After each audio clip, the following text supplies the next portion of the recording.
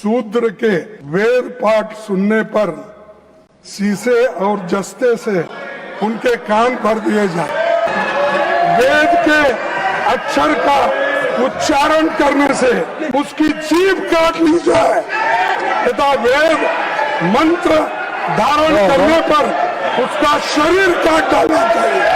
ये इसमें लिखा हुआ है, इसमें लिखा हुआ है, ये मनुस्मृति है, पढ़ो इसको। सिलेबस जो बदल रहे हैं आप, उसमें ये भी आ रहा है। ऐसे समय में जब सत्ता के सामने सबने सरेंडर कर रखा है, लगभग सरेंडर कर रखा है, तो दो बहुजन समाज के, एक युवा जेनजी और एक सबसे सीनियर नेता आरएसएस और बीजेपी से लड़ रहे हैं। आपने जो वीडियो सुना, ये खड़गे साहब हैं, कांग्रेस के राष्ट्रीय अध्यक्ष हैं। आज उन्होंने मनुस्मृतियां की पंक्तियां संसद में सुनाई। उसके बाद आरएसएस और बीजेपी समर्थकों की हेकरी निकल गई। आपको बता दें कि खड़गे साहब कर्नाटक से हैं और ये कांग्रेस के अध्यक्ष भी हैं, और इन्हीं का बेटा है प्रियांक खड़गे, जो कर्नाटक के गृह मंत्री हैं और आरएसएस से हिसाब मांग रहे हैं। कह रहे हैं कि कागज पत्तर तो दिखाओ। और दूसरे हैं अभिजीत दीपके। आपको पता है वही अभिजीत दीपके हैं जिन्होंने कॉकरोच जनता पार्टी बनाई। सोचिए, सुप्रीम कोर्ट के चीफ जस्टिस ने कहा था कि इस देश के युवा जो सिस्टम के हिस्सा नहीं बन पाते हैं, वो कॉकरोच और पैरासाइट्स बन जाते हैं। वो सोशल मीडिया इन्फ्लुएंसर बनते हैं, कुछ पत्रकार बनते हैं, कुछ आरटीआई एक्टिविस्ट बनते हैं। उसके बाद सीजीआई ने कहा कि मेरा कहने का इंटेंशन ये नहीं था, मैं युवाओं की इज्जत करता हूं। लेकिन तब तक बात बहुत दूर पहुंच चुकी थी। और बोस्टन में पढ़ाई करने वाला अभिजीत दीपके, जो संभाजीनगर महाराष्ट्र के रहने वाले हैं, उन्होंने कॉकरोच जनता पार्टी बनाई और इंस्टा पर देखते ही देखते लगभग 25 मिलियन युवा जो जेनजी जो है उनसे जुड़ गए। सोचिए, अब खबर आई है कि सुप्रीम कोर्ट में जो इस तरह की प्रोसीडिंग के वीडियो हैं वो अब सामने नहीं आएंगे। सुप्रीम कोर्ट ने उस पर रोक लगा दी है। दरअसल दिल्ली प्रोटेस्ट को लेकर सुप्रीम कोर्ट में एक याचिका डाली गई थी, जिसके बाद चीफ जस्टिस ने कहा था कि अभी हमारे पास वक्त नहीं है, इसको बाद में देखेंगे। खैर, अब वहां सुप्रीम कोर्ट में सुनवाई हो रही है। चीफ जस्टिस ने सुप्रीम कोर्ट के एक रिमार्क से आपत्ति जताई है। चीफ जस्टिस ने कहा है कि पैलेट गन का इस्तेमाल किसी विशेष परिस्थिति में पुलिस कर सकती है। खैर, दिल्ली में जो हमला हुआ था उसमें पैलेट गन का इस्तेमाल हुआ है, जो दिल्ली में छात्रों पर हमला हुआ है। इसको लेकर संसद में भी सुनवाई हो रही है। और सोचिए, संसद में गृह मंत्री अमित शाह और प्रधानमंत्री आ नहीं रहे हैं। अभिजीत दीपके ने आरोप लगाया है कि मैं जो अमित शाह के पोते के जैसा हूं, मुझे धमकियां दी जा रही हैं कि या तो बीजेपी में शामिल हो जाओ, नहीं तो तुम्हें बर्बाद कर दिया जाएगा। ये मैं नहीं कह रहा हूं, ये अभिजीत दीपके ने कहा है। वहीं इस देश की टीवी अखबार अभिजीत दीपके को लगातार मैसेज कर रहे हैं कि आप हमसे बात तो करो।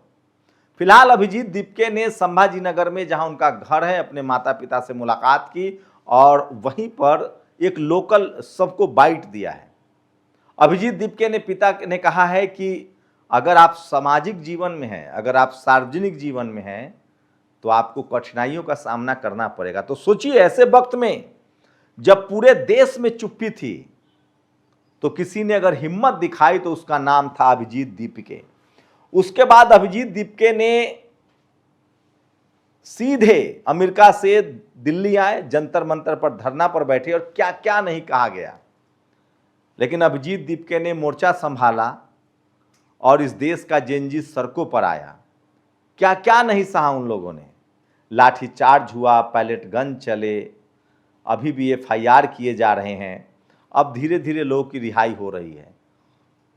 तो पिछले 12 साल में जब तमाम दलों के नेता लाइन लगाए हुए हैं कि हम बीजेपी में शामिल हो जाएं, बीजेपी जो 240 सीट जीती थी लोकसभा चुनाव में, उसकी संख्या या उसके समर्थकों की संख्या आप कहें तो 300 के पार चला गया है, क्योंकि ममता बनर्जी की पूरी पार्टी टूट गई।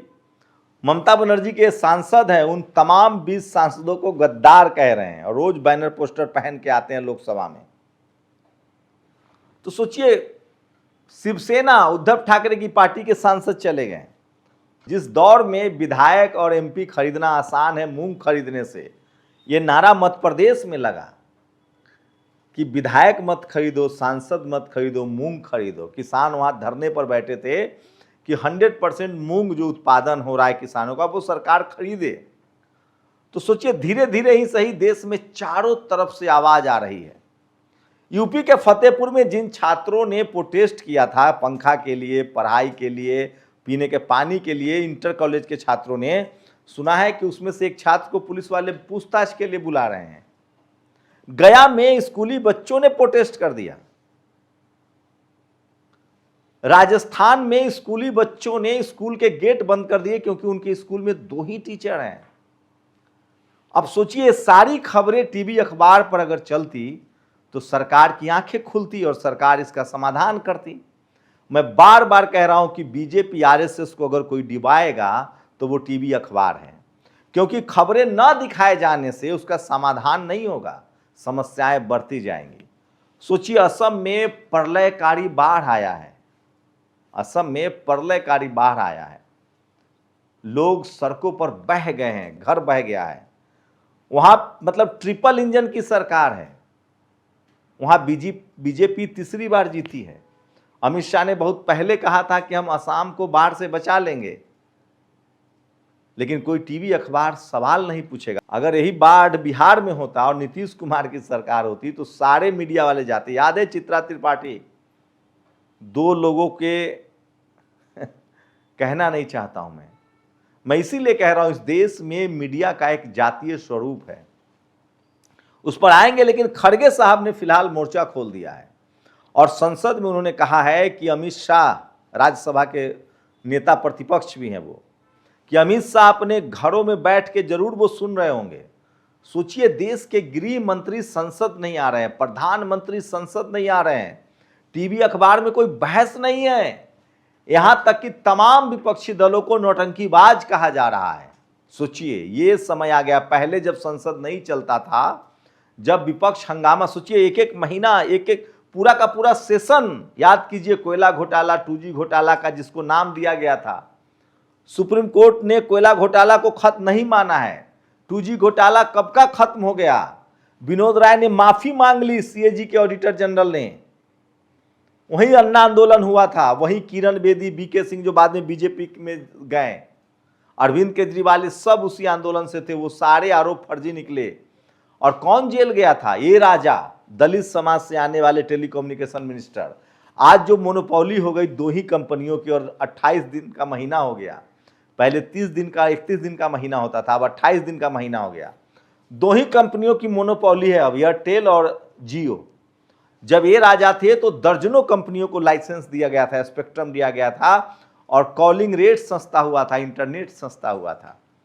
जेल जाना पड़ा। कनी मोरी ओबीसी समाज से आती हैं, स्टालिन की बहन, उनको जेल में डाल दिया गया था। ये सब इस देश ने देखा है। लेकिन सोचिए, आज सवाल पूछने पर एफआईआर हो रहा है।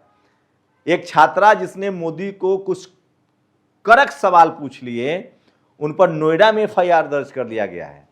अब आप सोचिए, पहले पुलिस में एफआईआर आप कराने जाते हैं तो कहता है कि कहाँ की घटना है। अगर दिल्ली की घटना है तो दिल्ली पुलिस में जाइए। जंतर मंतर पर उस बच्ची ने प्रोटेस्ट किया, मोदी जी के लिए कुछ शब्द कहें, मान लीजिए अभद्र शब्द हैं, तो नोएडा पुलिस कैसे एफआईआर करेगी? वो एफआईआर तो दिल्ली में होना चाहिए था। और खुद अमित शाह का एक वीडियो वायरल हो रहा है। वो कह रहे हैं कि मैं 10 साल की उम्र से आंदोलन कर रहा हूं, मैं नारा लगाता था इंदिरा गांधी के खिलाफ कि इंदिरा गांधी की सरकार खूनी सरकार है। सोचिए, इस देश में अब आंदोलन समाज, मतलब पहले सबसे ज्यादा आंदोलन इस देश में विपक्ष के तौर पे बीजेपी ने किया है। सबसे ज्यादा भारत बंद बीजेपी ने किया होगा। सोचिए, हिंदू मुस्लिम के एजेंडे पर आडवाणी ने रथ यात्रा निकाली। नरेंद्र मोदी की राजनीतिक जो पारी की शुरुआत हुई वो भी गोधरा जैसे कांड से हुई। गोधरा जब हत्या, हिंदू मुस्लिम का बड़ा कांड हुआ और शवों को गुजरात में घुमाया गया, उसके बाद वो दोबारा सत्ता में आए। तो जो पार्टी हिंदू मुस्लिम के नाम पर आंदोलन करके राम मंदिर के मुद्दे पर सत्ता में आई है, और सोचिए टीवी अखबार सवाल नहीं, मैं इसलिए कह रहा हूं, इस देश में जब तक बहुजन समाज के लोग अपना टीवी अखबार नहीं खड़ा करेंगे, अपना मीडिया नहीं खड़ा करेंगे, उनके अधिकारों को कोई नहीं बचाने वाला आएगा। आपके घर तोड़े जाएंगे, आपके साथ अत्याचार होगा। कहाँ स्कूल, कॉलेज, अस्पताल पूरी तरह, सोचिए आरक्षण के खिलाफ कैंपेन चल रहा है। और मैं दावे के साथ कह सकता हूं कि इस देश के सारे टीवी अखबार एक हर्ष दुबे नाम के युवा जो 4 बार नीट के एग्जाम में फेल हुआ है, वो खुद कह रहा है, मतलब वो उस, सोचिए इस देश में 10% लोगों के पास 51 सीटें हैं, 50.5 सीटें हैं, और 90% लोगों के पास 49.5 सीटें हैं। उसके बाद वो अपने कैटेगरी में फेल होते हैं और पूरा टीवी अखबार में घूम घूम कर वो शख्स आरक्षण के खिलाफ बेवजह की बातें कर रहा है और उसको दिखाया जाएगा। इसलिए मैं कह रहा हूं बहुजन समाज को अपना मीडिया हाउस खड़ा करना पड़ेगा। हजारों पत्रकार बनाने पड़ेंगे निडर होकर, जो आपके संवैधानिक मुद्दों को उठाए। और संसद में जहां खड़गे साहब ने मोर्चा संभाल रखा है, सड़क पर अभिजीत दीपके ने, और ये दोनों बहुजन समाज के हैं। मैं फिर कह रहा हूं बहुजन समाज के पढ़े लिखे युवाओं को, जाट, पटेल, मराठा, गुर्जर, किसान समाज के युवाओं को पूछना चाहिए कि हम सुप्रीम कोर्ट, हाई कोर्ट में जज क्यों नहीं है, हम मीडिया में मीडिया मालिक क्यों नहीं है, एंकर क्यों नहीं है, संपादक क्यों नहीं है, उन तमाम कॉर्पोरेट में क्यों नहीं है, media, judiciary, college, university, bureaucracy, business में क्यों नहीं है, क्यों नहीं जाति जनगणना होता है, पता तो चले कि किस जाति का ओवर रिप्रेजेंटेशन है। इस देश में एक जाति का चपरासी से लेकर चीफ जस्टिस तक कब्जा है और वो आरएसएस और बीजेपी का समर्थक ही नहीं, अंधभक्त है। और नहीं भरोसा है तो इस ट्वीट को देखिए, ये चैटर्जी हैं, इन्होंने एक ट्वीट किया कि मैं इडियट हूं, नहीं हूं, मैं 2 बार की मैं प्रोफेसर हूं, असिस्टेंट प्रोफेसर, और मैं पीएचडी कर रही हूं, और इनके इस 2 लाइन 4 लाइन की अंग्रेजी में 20 गलतियां हैं। सोचिए। तो मैं बार बार कह रहा हूं इस देश के बहुजन समाज को लगातार बात करनी पड़ेगी, बोलना पड़ेगा, क्योंकि लोकतंत्र और संविधान आपके लिए जरूरी है। नहीं तो खड़गे साहब ने कहा एक वो दौर भी था जब आप कोई वेद पढ़ते, कोई किताब पढ़ लेते तो कान में शीशा पिघला दिया जाता था सुनने पर भी। ये मैं नहीं कह रहा हूं, खड़गे साहब ने मनुस्मृति कोट किया है संसद में। और समाजवादी पार्टी के सांसद जो हैं वो चढ़ावा चोरी का पूरा नाट्य रूपांतरण कर रहे हैं। वो दान पेटी रख रहे हैं, फिर उसमें पैसा डाल रहे हैं, फिर कोई आता है, फिर जाके ले जाता है दान पेटी। और सोचिए इस देश में दर्जनों राज्य में बीजेपी की सरकार है, लेकिन इनको प्रदर्शन कहां करना है? सिर्फ एक झारखंड में और एक पंजाब में, एक आदिवासी मुख्यमंत्री के खिलाफ और एक अल्पसंख्यक मुख्यमंत्री के खिलाफ। जरूर कीजिए प्रदर्शन। और मैं दावे के साथ कह सकता हूं कि इन दोनों राज्यों में लाठी नहीं चलेगी, कम से कम पैलेट गन नहीं चलेगा। अगर इनकी कुछ मांगे हैं तो उन पर बातचीत होनी चाहिए, एफआईआर नहीं होनी चाहिए। एफआईआर का खेल कहां से शुरू हुआ? यूपी से। सबसे पहले इस देश के दलित समाज के पत्रकार प्रशांत कनौजिया पर एफआईआर हुआ, फिर एक ओबीसी समाज के पत्रकार जो अब दुनिया में नहीं रहे, नमक रोटी खिलाने पर एफआईआर हुआ, और अब तो जनरल के पत्रकारों पर भी एफआईआर हो रहा है। फिर से अभिषेक उपाध्याय पर एफआईआर हुआ है। मैं फिर कह रहा हूं खबरों पर पाबंदी है, लेकिन इससे देश का भला नहीं होगा। देश भर में सोचिए, मतलब 16 करोड़ का सड़क 15 दिन पहली बार इसमें बह जाएगा। 4700 करोड़ का हाईवे जिसका उद्घाटन नितिन गडकरी ने किया, वो टूट जाएगा इस तरह से। ये तस्वीर देखिए, और इस पर कोई डिबेट नहीं, कोई बहस नहीं। 4700 करोड़। और इस देश में दलित पिछड़े लालू यादव, मुलायम सिंह यादव, मायावती जी, अखिलेश यादव, हेमंत सोरेन को भ्रष्ट कहा जाता है। कहां गया ये 4700 करोड़ रुपए?